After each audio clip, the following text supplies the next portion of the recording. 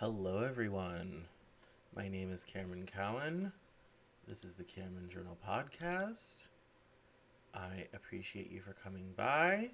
We have a whole passel of news stories today. We're going to talk about supply chain issues. We're going to talk about the Facebook situation. We're also going to talk about what was the other thing we were going to talk about? Oh, yes. Flash flooding, water issues, climate change, all this type of thing. I should know this because I just wrote the description for this live stream. But didn't get that far. I'm speaking a little bit quietly today because my throat is tired. I have done I've done two podcast interviews for the Cameron Journal. I did a 2.5 hour video appearance with Brendan Bushy from Delaware. He and I talked about, well, a little bit of everything. It's on my Twitter. I'm going to share it more broadly, but it's on Twitter right now. Um, and uh, and so my throat's just a little bit exhausted this week. I've been talking a lot, and so I'm just tired out. And so I'm talking a little bit quietly because I actually woke up with a sore throat today. And I was kind of like, what a day to wake up with a sore throat on the day I have to record the podcast and do a live stream. Um, Programming note. Um, I Readers will know that I am in the middle of doing a Master's of Fine Arts in Creative Writing at Goddard College, and I am beginning my teaching practicum on Tuesday, October 12th, and I'm teaching on Tuesdays and Thursdays for the next month. And the teaching on Tuesdays and Thursdays directly conflicts with this podcast. So, we are going to move to Fridays for the next month or so. So if you're listening to this audio only when it comes out on Saturday, you're unaffected. It's still going to come out on Saturday. If you are listening to this, if you're watching this live rather, on YouTube and Facebook and Twitch and LinkedIn, then it'll be on Fridays, and I will make sure to post that to social media. If you are part of the writing community and you want to take a class that is about creative writing for the first 2 weeks and then self-publishing the latter 2 weeks, then this class is for you. It's called The Power of Story: How to Harness Your Creativity and Release It into the World. And if you would like to learn about my self publishing journey, how to publish your own book, what resources are available, and do some writing, learn how to outline, get organized, do research, all this type of thing, then this class is definitely for you. The class is free. It's Tuesdays and Thursdays from October 12th to November 11th. And if you would like to join into the class, you can get at me on social media, at Cameron Cowan on Twitter, Cameron L. Cowan, Facebook.com/Cameron L. Cowan. Or you can email me to the public inbox, which is email@CameronCowan.net. So that's just email at Cameron, Cameron, Cowan, Cowan, just like it is on your screen that you're watching right now, .net. And it's at CameronJournal.com. If you go to our contact page, the email is on there. Then you can just let me know, contact me. I'll get you the Zoom link, all this type of thing, and we can go from there. So it's going to be exciting. I'm doing it in collaboration with Douglas Cole and the Bellevue Community College. And so there's going to be some of his students there. I'm going to start talking about this on social media over the weekend. I basically just got approval, final approval for everything for it today. And then it's like, oh crap, starting on Tuesday, all this sort of thing. So we're kind of getting all that together and all of that arranged.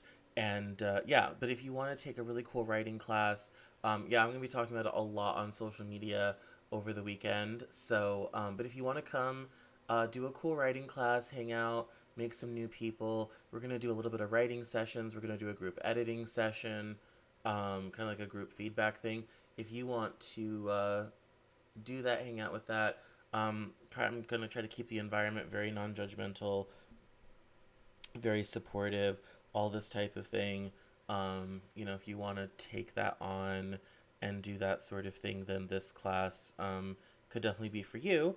And you get to hang out with me for like 2 nights a week for a month. So I know for some people that might make them recoil in horror, while other people that might sound like something really interesting and exciting. So like I said, I'm looking forward to it. I think it's going to be great and a lot of fun. I am excited to be sharing a lot of what I've learned over the last 7 years. Um, Writing, like when I started in 2014, I had I don't even think I had half a novel. I had half of Cast Iron, an idea of how I might finish it.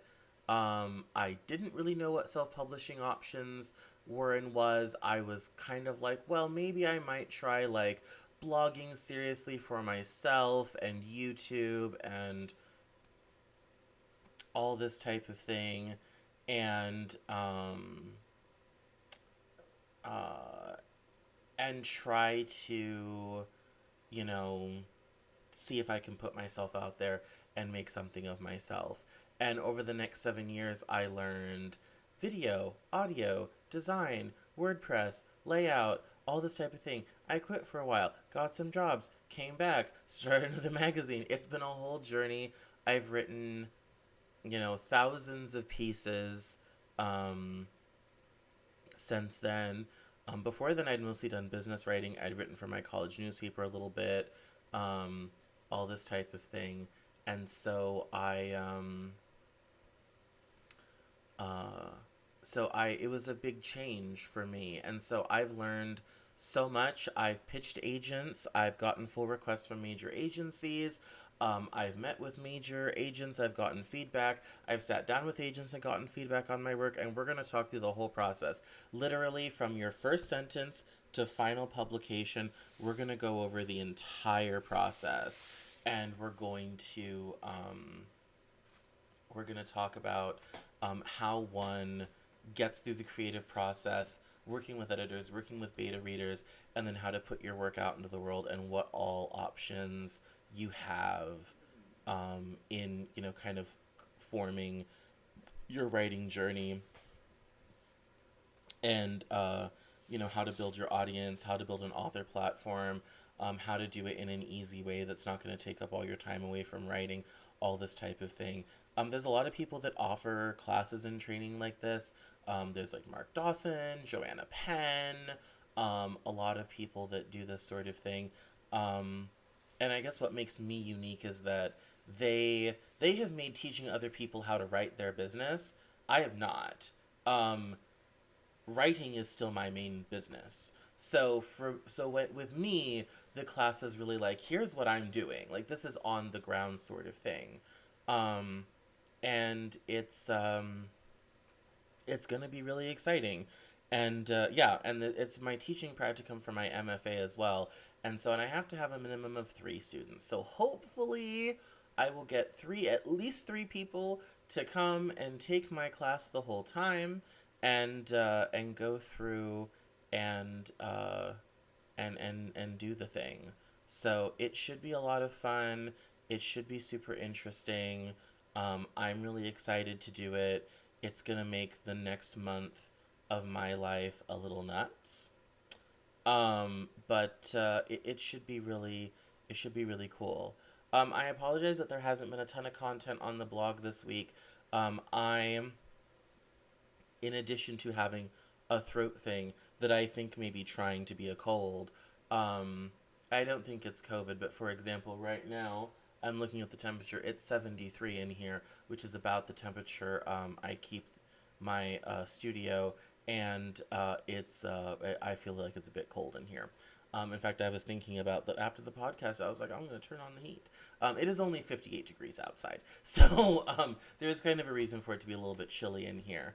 But I think I may be kind of sort of coming down with something, and so yeah. So I think it's going to be really exciting and a lot of fun, and but anyway, I've been under the weather a little bit this past week, so I haven't had a chance to do a ton of writing. We did have a great new podcast episode on Monday. We had an interview, and if you give me a moment, I'll tell you who it was, because I don't remember who we interviewed for the podcast. I remember I did the interview last week as well, um, and uh, let's see. Well, it might have just been. Yes. Oh, it's the Leadership Podcast. Yes, yes, yes. With Philip Kane, the former executive of Goodyear Tire Company. Um, yes, he wrote this great book about leadership. We talk about management styles, all that type of thing. That was on Monday. This Monday upcoming, we have a great new interview. And today I interviewed Brian Cuban, Mark Cuban's brother, about his memoir and his memoir, The Addicted Lawyer, and his new novel called The Ambulance Chaser, which is kind of a legal thriller. And so it's great. We're putting he's kind of putting himself out there, and he and I talk about addiction and recovery and drugs and drug culture and all this sort of thing. And um, I realized mid podcast that he's Mark Cuban's brother because I didn't put two and two together about that when I booked him to interview. So that's gonna be fun. So that'll be out on October the 18th. So yeah, we have interviews on Monday. So it'll be really it's really exciting. So yeah, so we have a new podcast episode this week. My monthly newsletter that I write to my subscribers is exclusive to my subscribers. I write unique content, kind of a commentary on like what's going on with me, what's going on with the world, all this type of thing, and so we're just kind of, it's exclusive. It only appears, in that newsletter. I do link it on social media, but if you want it delivered to your inbox, you do have to subscribe. So if you head over to CameronJournal.com, if you scroll down halfway down the page, a pop-up will come up, or there's sign up form at the bottom of the homepage, and you can get my newsletter delivered directly to your inbox. I usually send around a couple blog posts from the past month as well. I've also been sending out kind of a weekly roundup of what's on the blog through a great new service called Review on Twitter. So if you head over to my Twitter at Cameron Cowan, you can sign up for that as well. Or, here's the nice thing, if you sign up on my website for the monthly newsletter, you'll also be signed up to Review because I keep it all connected. So if you sign up for one of my email lists, you sign up for all of my email lists. So and like I said, I don't spam. I don't sell people's email addresses. I don't sell. It's like if you were giving it to me as a friend. Like I have my little list of people. I email them from time to time. It's like a friend, and I'm just like your distant friend, and I email you from time to time. So I only send out a couple emails a month. I'm not gonna flood your email box, so don't worry about that. Your data's not going anywhere, and your email box is not gonna get flooded. So like I said, I'm like a cool friend that just emails you a couple times a month. So I'm gonna take a drink real quick. Because again, throat not good. All right, that's the admin. That's all that taken care of. That's updates about me. Blah blah blah. Let's dive into the news. So, obviously, the biggest news story this week has to do with Facebook. And in Vanity Fair, I found this really interesting story that was bouncing off a New York Times Magazine piece about the bad art friend where someone donated a kidney to a stranger, and the situation was so bizarre someone wrote a short story about it. And it was it's that alone has been a crazy thing, but the point of this piece is that Facebook kind of has um, the same the same sort of difficulty. And this week, it's been a bad week at Facebook. Frances Haugen, um, who was someone who formerly worked at Facebook, went on 60 Minutes on Sunday. She's a whistleblower, and revealed with documents about how Facebook is very well aware of the adverse effect it has on society, on the world, how Instagram causes body dysmorphia issues, especially in teen girls and children, and all this sort of thing, and how they're aware of their adverse effect on society, and how the way their algorithm is built to get more engagement and cause emotions in people, that they're having an adverse effect on society. They know it, and they are not doing anything about it. They're not trying to stop it. They're not trying to mitigate those harmful effects. We already know that Facebook was a primary organizing platform for the January 6th insurrection. We also know that Facebook was used to cause a genocide in Myanmar, which means, for better or for worse, Facebook is literally killing people. And the difficulty is that there is little to no regulation on preventing Facebook from adversely affecting people's lives and democracy in this way. So on Sunday, we got that bombshell from whistleblower Frances Haugen. Then, literally the next day, Facebook then had a 6-hour outage. Then, right, literally Sunday night, whistleblower, Monday outage. Facebook, all of its services were offline for 6 hours, which includes Facebook, Instagram, Facebook Messenger, and WhatsApp.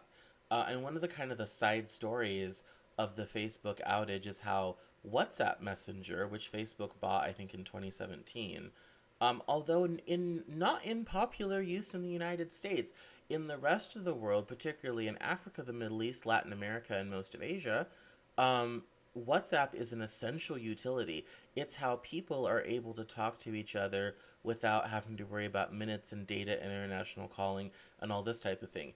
People use WhatsApp to call, people use WhatsApp to message, and people were cut off from friends and family all over the world for 6 hours on Monday. In fact, it's this Vanity Fair story reminds us that WhatsApp is essentially shut down communication in countries where the products have become tantamount to public utilities. And in a lot of other countries' cell phone plans, WhatsApp messaging and calling is totally free, and it's a great way if you have family that lives in another country to keep in touch with them without having to pay international calling rates. And so having WhatsApp go down literally cut off 2/3 of the world from each other because of the outage. So it was a very tough 24 hours at Facebook. Facebook services eventually did come back online. They said it was an engineering glitch with what they were trying to roll out something new, and it did not work. So obviously the conspiracy theories were flying around that it was Facebook dumping data. Other people said no, it was Facebook trying to prove a point, that they're an essential, utility. They're an essential part of life, and, without them, things are not, going to work as well as they ordinarily might otherwise. And so it was an interesting sort of 24-hour period for the popular social media giant. And I feel strongly that this Facebook story, this latest iteration of it, is definitely not going to go away. And that much should be obvious, hopefully, to people at Facebook. But I think the other thing that is, rather important, is the fact that there is precious little that can really be done to regulate Facebook for a variety of reasons. One is because most people in government do not understand how Facebook works. That's the first problem. The second problem is that within a platform like Facebook or even other social media platforms, you have to balance two things together. One is freedom of speech, and second is the how much are you going to go to censor what people are going to say or what people do on your platform. And at what point does trying to stop the spread of, quote, disinformation or misinformation just simply become censorship? And for me, as a radical free speech person, if I have to pick between government regulation of censorship and no censorship, I would rather pick no censorship because that makes sure that the government cannot control what I do. Having free speech is the foundation of my business. Without free speech, I'm dead in the water. I need to have the freedom to write what I want, say what I want, and, distribute my content on any platform that will take me. And how much responsibility do we want to put on Facebook? How much responsibility do we want to put on the government to try to control that in these difficult times? And the argument can be made, Facebook, didn't you say moments ago that Facebook caused a genocide? I did. Didn't you say that Facebook helped cause the January 6th insurrection? Yep. Didn't we all love it when Donald Trump finally got banned from Twitter? Absolutely. All this sort of thing. Yeah, I mean, it's all kind of a difficult thing, yeah? Like, it's all a hard thing to balance. And it's something where, do I think maybe Facebook should do a better job? Yes. Do I necessarily want to have the government involved in that? No. How's the government going to regulate Instagram in such a way that it doesn't cause, teenage girls to be insecure about their bodies and their looks? We had the same problem back in the 90s with magazines. In the before times, people old enough to remember this will remember this, there were no fat people in magazines. There weren't. Like, if you were in a magazine, people in magazines were always thin, pretty, good luck finding a black person. You might find one or two. Hispanic people, you might find one or two. Everyone was white, good looking, super thin. All the women were, size 2 and below. There was no Ashley Graham. There was no Tessa Holiday. It just didn't exist. All the dudes were broad-chested, square-jawed, ripped, tanned, perfect muscles, lean, sculpted, all this sort of thing across the board. And that was it. Like, that was the standard. It was like, I remember in high school, so you walk by Abercrombie and Fitch, and the girls are a size 0. They wear extra smalls. They have sun-kissed bleach blonde hair. All the dudes are pink lips, square jawed, eyes perfectly distanced apart. Great chest. Maybe like faint outline of abs or like full on abs. And if he has a 32-inch waist, he's like, "Ooh, must have some butt or something." And that's the way it was. That was the world of media. And it took a long time before magazines began to embrace diversity of skin color, much less diversity of bodies. As the chubby brown kid, if I opened up a magazine, there were no people who looked like me in there. So this problem predates Instagram. Nobody ever called on the government to regulate Vogue as to what type of models that they used. Now, in France, they eventually did ban super thin models. But that was a one-off sort of thing, never really took off in America. Nobody was saying we needed to regulate the magazine industry. People criticized them for promoting a certain body image, but nobody was saying, well, we should regulate it. All of a sudden, now with Instagram, we're having the same thing. It's the same problem, but now we're talking about government regulation. And so, for me personally, I'm caught between a rock and a hard spot. Because on the one hand, I see the dangers of social media. I think we all do. If you haven't watched The Social Network or any other work of Jaron Lanier, then you need to, because he is incredibly smart on these things, and he talks about how the dangers and perils of social media. And he has done tremendous work helping us understand the world of social media and what trouble we have borrowed with these platforms and how it has caused problems in society. And um, his recommendations delete everything. And some people might say, well, aren't we just, isn't life a little bit better without Facebook? I mean, some of us lived whole lives before Facebook came along. I was, into my 20s before Facebook came along. Couldn't we, live, better life through less Facebook, sort of thing.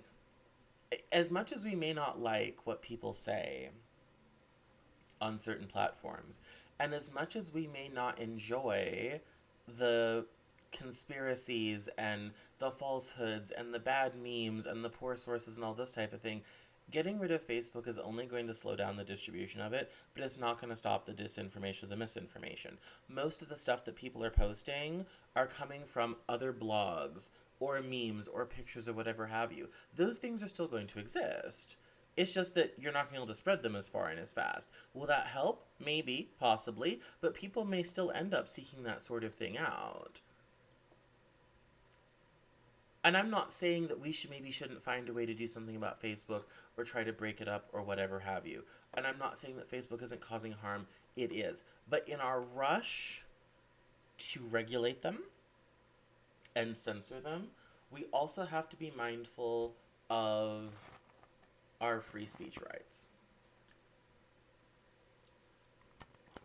We have to be mindful of the fact that in the public square, we need to be able to express our views, even if they're not popular, even if people don't like them. This isn't the first time in American history where we have had to deal with false information being widely disseminated. Newspapers were well known for printing questionable things well into the late 19th century, and it was ultimately consumers that shifted things around. It was libel. I mean, libel laws certainly helped, um, and slander laws certainly helped with all of that. But it was a long time before newspapers really cleaned up their act on some of the things that were getting published. And in the United States, we kind of have this unique situation where the First Amendment protects us against government censorship of speech. However, that does not extend to something like Facebook, which is a private platform. What it does do, though, is it gives us perhaps an opportunity to decide how to better educate people, how to make people media smart, how to counteract the sort of misinformation and disinformation that thrives on social media platforms. Now, one of the things that the whistleblower mentioned that I thought was very interesting is she talks about how Facebook's algorithm is really optimized to generate that reaction, and they have found, and any social scientist will tell you this, that a a poor, it is easier to get an angry reaction than it is to get a positive one. An angry reaction and something that's going to cause anger is going to get a reaction far faster than something that causes happiness, pleasure, or joy. And so Facebook has dialed into this. It's hacked the human brain, and it has created a system and a situation in which it is the content that it chooses to serve up to you through the algorithm is hyper optimized to cause reaction, cause engagement, keep you on the site, keep you using the app, and thereby keep you engaged and clicking on ads and making them money. This obviously isn't positive, but how we regulate that or stop them from doing that, I don't know. this piece from Vanity Fair kind of reflects I think, part of the situation that we find ourselves in, especially with the online environment. So, um, here's a bit from the Vanity Fair article and how Facebook can be a bit dangerous. It says here, to understand, it's helpful to catalog the light acts of antisocial online behavior littered throughout the story.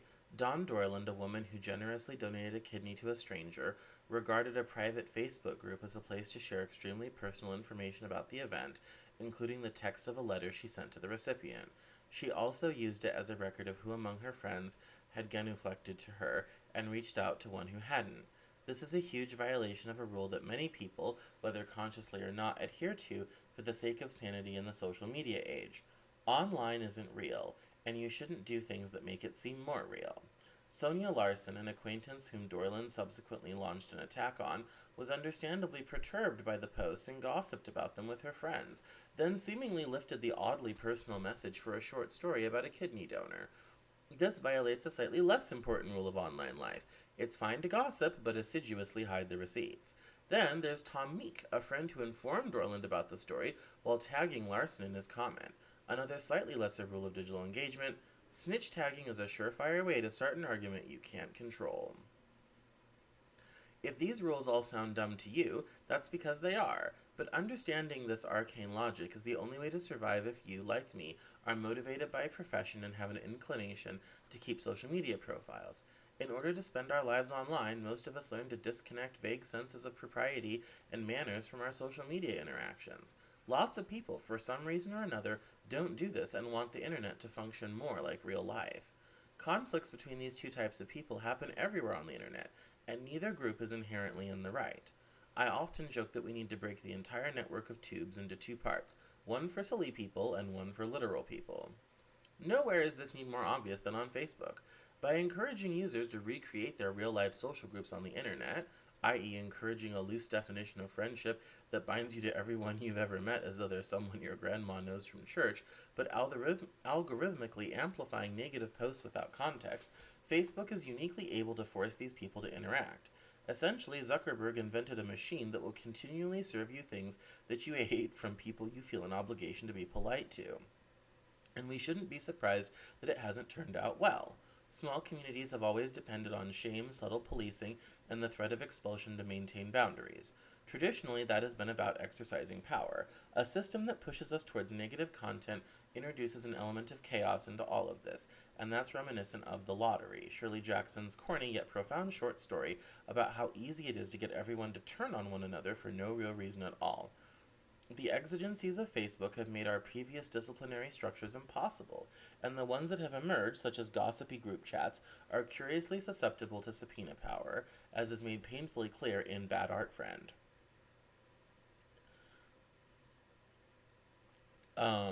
And then it goes on to the end and all this type of thing. They recommend, a sort of, niche communities rather than this sort of general free for all that is, Facebook. And, they mention the fact that that can't really be supported by advertising, which means it can't really be free. And that is, that is the problem. We have a terrible intersection of advertising, corporatism, profit, changing social structures, and society. And all of these things have just kind of rammed into each other on Facebook, and we're still working out the chaos. Can government do anything about that? Should government do anything about that? I think remains to be seen. Now, shifting stories away from Facebook and the bad, terrible, no good, awful week between the shutdown and the whistleblower. Frances Haugen's interview is on YouTube if you want to go watch it. I actually watched it just before this, and I thought it was really fascinating. And I am already kind of sort of losing my throat. So we're going to dash through these last two stories, and we're going to call it a week. besides Facebook and its issues this week, you might have noticed that there's a little bit of a shortage of everything these days. Go into a store, go into a grocery store, Target, Walmart, whatever have you. You might be finding that there's not a whole lot of anything on the shelves these days. It seems like the whole country has just run out of everything. Well, there's a reason for that.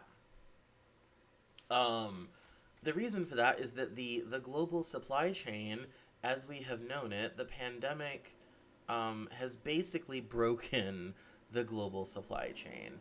So, in all of our rush to offshore and outsource manufacturing and production of everything, um, most goods come from far away. They come mostly from Southeast Asia and China. But they can come from, Japan, China, Taiwan, Vietnam, Laos, Cambodia, the whole region. And so you end up with, all of this stuff gets put in containers, it goes on ships, and then it comes to America, it goes to Canada, it goes to South America, Mexico, and then some of it goes all the way around and ends up in Europe. And and those containers tend to be very full on the way out, and they tend to be very empty on the way back, as we buy much more stuff from them than they buy from us. And when the pandemic shutdown started to happen, and ports began to shut, and ships began to be stranded, and the crews stranded as well. China started closing ports, and factories were closing because of COVID outbreaks and all this sort of thing. The entire global supply chain just seemed to stop. And now that things have started to get back to a little bit of normal, the supply chain, unfortunately, has not been able to catch up, even though economic demand right now is at a sky high. Today in the Atlantic, we have a story that talks about this exact problem, and there was a couple sections I wanted to read that I thought were interesting. It says here that the U.S. economy is not yet experiencing a downturn akin to the 1970s period of stagflation, although we could end up with stagflation, but that's another conversation. This is something different and quite strange. Americans are settling into a new phase of the pandemic economy, in which GDP is growing, but we're also suffering from a dearth of a shocking array of things: COVID test kits, car parts, semiconductors, ships, shipping containers, and workers. This is the everything shortage. The everything shortage is not the result of one big bottleneck in, say, Vietnamese factories or in the American trucking industry. We are running low on supplies of all kinds due to a veritable hydra of bottlenecks. The coronavirus pandemic has snarled global supply chains in several ways. Pandemic checks sent hundreds of billions of dollars to cabin-fevered Americans during a fallow period in the service sector. A lot of that cash has flowed to hard goods, especially home goods, such as furniture and home improvement materials. Many of these materials have to be imported from or travel through East Asia, but that region is dealing with the Delta variant, which has been considerably more deadly than previous iterations. Delta has caused several shutdowns at semiconductor factories across Asia, just as demand for cars and electronics has started to pick up. As a result, these stops along the supply chain are slowing down at the very moment when Americans are demanding that they work in overdrive. The most dramatic expression of this snarl is the purgatory of loaded cargo containers stacked on ships bobbing off the coast of Los Angeles and Long Beach. Just as a normal traffic jam consists of too many drivers trying to use too few lanes, the traffic jam at California ports has been exacerbated by extravagant consumer demand slamming into a shortage of trucks, truckers, and port workers. Because ships can't be unloaded, not enough empty containers are in transit to carry all the stuff that consumers are trying to buy. So the world is getting a lesson in Econ 101. High demand plus limited supply equals prices spiraling to the moon. Before the pandemic, reserving a container that holds roughly 35,000 books cost $2,500. Now it costs $25,000. The container situation is even weirder than it looks. With demand surging in the United States, shipping a parcel from Shanghai to Los Angeles is currently 6 times more expensive than shipping one from LA to Shanghai. JP Morgan's Michael Schemblast wrote that this has created strong incentives for container owners to ship containers to China, even if they're mostly empty, to expedite the packing and shipping of freights in Shanghai to travel east. But when the containers leave Los Angeles and Long Beach empty, American-made goods that were supposed to be sent across the Pacific Ocean end up sitting around in rail cars parked at West Coast ports. Since the packed rail cars can't unload their goods, they can't go back and collect more stuff from filled warehouses in the American interior. this is also a good portion to mention that right now in Chicago there is a 25-mile long train backup because there are too many rail cars with too much stuff trying to go west. And the railroads are trying to undo this mess, but it could be weeks before it gets undone. Shipping anything right now is expensive and a mess, and good luck if it gets there. Um, I've known people that have had all sorts of interesting and fascinating shortages, packages lost, all this type of thing. Um, and it may be years before this supply chain thing ever works itself out, but the Atlantic offers a solution. I thought that was interesting. It says here, how will the everything shortage be solved? One possibility is that Americans adopt a sustainable, aesthetic, and homespun lifestyle that reduces our dependency on goods that activate the global supply chain. If you can envision such a world, I envy your gift of imagination. The best solution to the everything shortage is to have a policy to make more of just about everything. Containers, which carry more than 90% of the world's traded goods, are overwhelmingly manufactured in China. Why doesn't America make more? Car parts, semiconductors, and home goods have been offshored, making the U.S. sorely reliant on overseas factories. Why can't America make more? At home COVID 19 tests, which could illuminate household infections and prevent community spread, were only just authorized by the FDA, almost 2 years into this pandemic. Why hasn't America made more? For decades, many U.S. companies moved manufacturing overseas, taking advantage of cheaper labor and cheaper materials across the oceans. In normal times, America benefits from global trade, and the price of offshoring is borne by the unlucky few in deindustrialized regions. But the pandemic and supply chain breakdowns are a reminder that the decline of manufacturing can be felt more broadly during a crisis when we run out of, well, damn near everything. That's why Joe Biden's Build Back Better plan includes billions of dollars to reshore manufacturing, invest in basic research, and beef up domestic supply chains. Our dearth of manufactured parts and containers is part of a broader crisis of manufactured scarcity in America. A protectionist and anti growth instinct runs through government, yielding not only a flat footed CDC and a tardy FDA, but also sharp restrictions on housing construction, immigration, and the licensing of new professionals and tradespeople. Focusing on the redistribution of income and goods is natural for today's progressives, who tend to emphasize the virtue of equality. One lesson of the everything shortage is you cannot redistribute what isn't created in the first place. The best equality agenda begins with an abundance agenda. And if you want to read the whole article, it's on the Atlantic today. It's called America's Running Out of Everything. And the supply chain disaster is something that I have been following for a while. And here in Seattle, we're right on the scene of it. There are containers stacked in the port of Seattle higher and deeper. They've got them stacked 12, 17 bit high. It's just a complete disaster over there. There are ships sitting in the Puget Sound. Some of them have been out there for months. And it's going to be a while to undo this whole supply chain crisis. But the article makes a good point, and I agree more. We have to start bringing manufacturing back, at least to the North American continent. And that's something that I saw a lot of companies starting to look at the start of the pandemic, and I dare say we will likely see more of as well in the coming years, is companies looking for to locate manufacturing on the continent where the goods are going to be sold. So if you want TVs to be sold in North America, they should be made somewhere in North America. If you want cars, semiconductors, parts, supplies, all this type of thing, made in Europe, then you're going to find some place to make those things in Europe and bring the parts there and have it assembled there and get as many parts as you can from the local area as well. And that's going to sort of redistribute manufacturing around the world. But the fact that we basically have taken everything that makes something that allows our society to move forward and basically sent it all overseas was fine in normal times, and we made a lot of money off of that. But the reality is that when a crisis comes, and crises do invariably come, all of a sudden that seems incredibly foolish and short-sighted. And it seems that way because it is. Because the whole point of offshoring and outsourcing was to increase profits. That's it. There was no other reason. It wasn't, we thought, oh, China really could use some jobs, and, well, we'll send them our jobs. It was simply so companies could make more money. It was simple, ordinary, garden variety greed.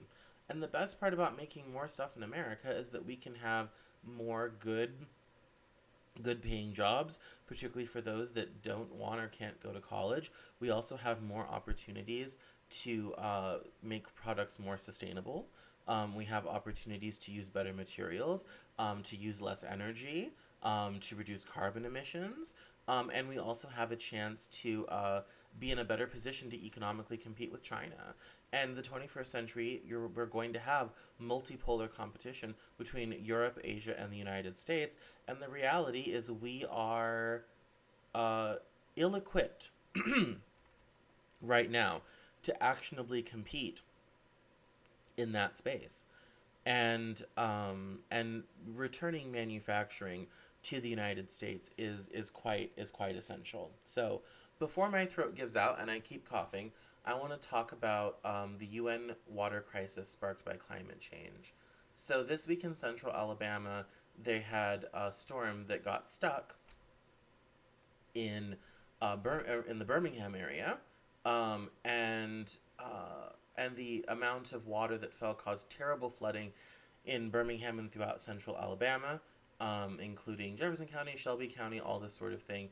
And so obviously homes were flooded, cars were ruined, people were bailing water out of their cars as they were flooding, and the UN has warned that the changes in our climate are causing differences in the water cycle.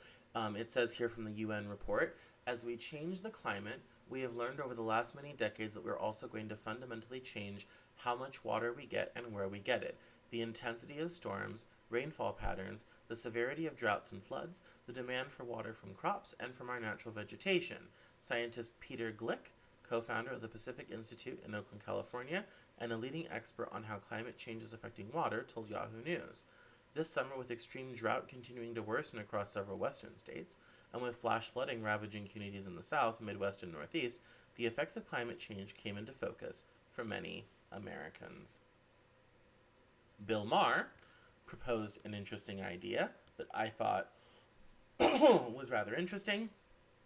He proposed a new water pipeline where we move the water from where it isn't and move the water to where it needs to be. So we have too much water in the east, not enough of it in the west. Time to build a national water system.